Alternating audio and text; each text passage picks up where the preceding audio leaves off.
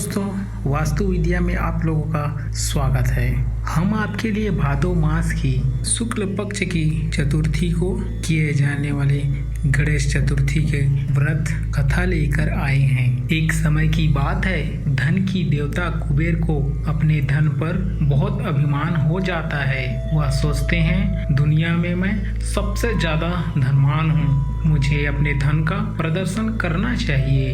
ऐसा सोचकर उन्हें ख्याल आता है, क्यों न मैं देवताओं को एक एक दिन अपने महल में भोजन का निमंत्रण दूं और सबको अपना धन वैभव बताऊं। ऐसा सोचकर वे सर्वप्रथम भोलेनाथ को अपने महल में भोजन करने का निमंत्रण देने कैलाश पर्वत पहुँचे।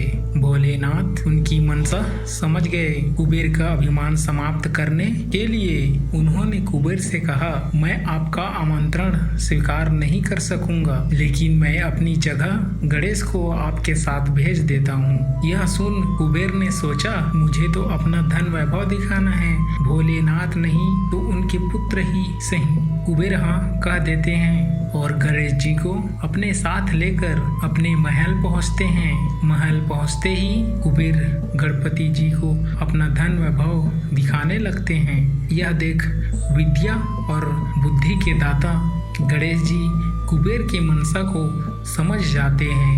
अब गणेश जी जब खाना खाने को बैठते हैं तो कुबेर उन्हें सोने की थाली में विभिन्न प्रकार के पकवान परोसते हैं। अब गणेश जी खाना करते हैं। देखते ही देखते गणेश जी कुबेर के महल में बना सारा पकवान खा जाते हैं। उसके बाद भी उनकी भूख शांत नहीं होती है। वो कहते हैं, और खाना लाओ। तो कुबेर बोले, महाराज, महल में बना सारा पकवान समाप्त हो चुका है। गणेश जी कहते हैं, महल में जो भी फल फूल हैं उसको भी ले आओ। कुबेर गणेश जी को फल फूल भी ला के दे देते हैं। उसे खाने के बाद गणेश जी कहते हैं, मैं तो अभी भी भूखा हूँ। अब कुबेर जी समझ जाते हैं कि मैं अपना वैभव और ऐश्वर्य प्रभु को दिखाना चाहता था, इसलिए प्रभु गणेश जी मुझे सीख देना चाहते हैं। वे गणेश जी से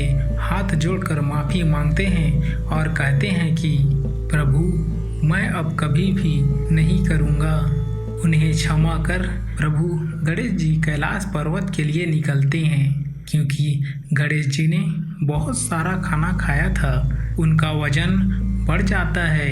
अब वे अपनी सवारी नन्ही सी मूसक पर बैठकर अपने घर कैलाश पर्वत के लिए चलते हैं। गणेश जी के वजन को संभालते हुए मूसक धीरे धीरे चलते हुए कैलाश पर्वत की ओर निकलता है। रास्ते में मूसक का संतुलन बिगड़ जाता है और गणेश जी मूसक से नीचे गिर जाते हैं, तो उनके सारे कपड़े, हाथ पैर आदि गंदे हो जाते हैं।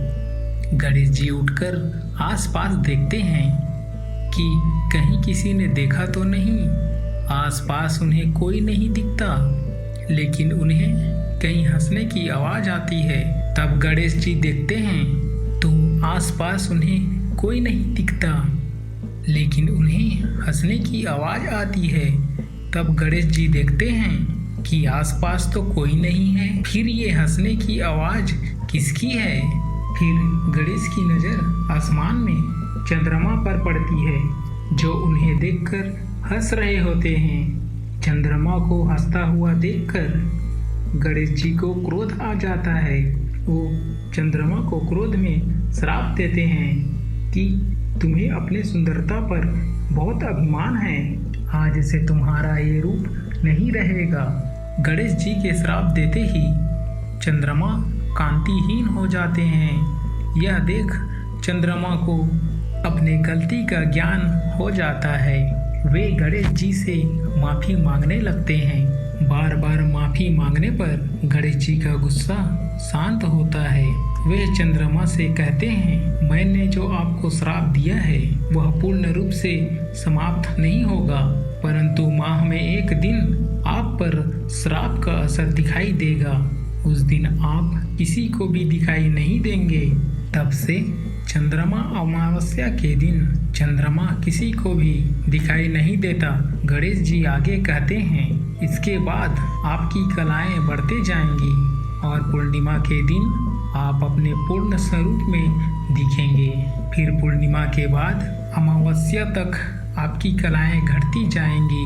साथ ही साथ गणेश जी उनको एक वरदान देते हैं, जब हर चतुर्थी पर मेरी पूजा होगी तो आपकी भी पूजा की जाएगी। आपको अर्घ देने के बाद ही चतुर्थी का व्रत पूर्ण माना जाएगा। साथ ही साथ गणेश जी ने कहा, क्योंकि आज गणेश चतुर्थी है और आपने मेरा अपमान किया है, इसलिए आज के दिन यदि कोई आपको देख लेगा वो कलंक का भागी बनेगा। तब से लेकर आज तक हर गणेश चतुर्थी के दिन चंद्रमा के दर्शन नहीं किए जाते। ऐसा माना जाता है कि यदि इस दिन कोई भी चंद्रमा के दर्शन कर ले तो उसको दोष लगता है। तो दोस्तों, अगर ये वीडियो आपको अच्छी लगी हो तो वास्तु विद्या को सब्सक्राइब करें, लाइक करें और शेयर करें। जय गणेश।